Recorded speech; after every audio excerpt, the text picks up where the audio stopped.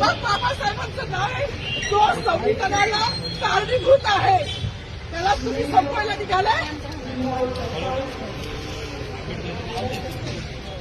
पालकमंत्र्यांची फार मोठी चूक आहे मॅडम, माफी मागणार नाही, पण पालकमंत्र्यांची उपद्रव घ्यावी.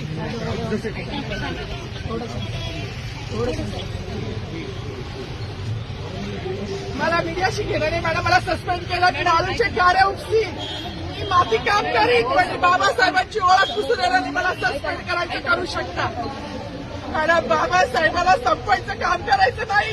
26 जानेवारी 15 ऑगस्ट मध्ये मी नाही मानत, पण लोकशाही मॅडम तुम्ही सुद्धा संविधानामुळे आहात, पालकमंत्री सुद्धा पालकमंत्री संविधानामुळे आहे.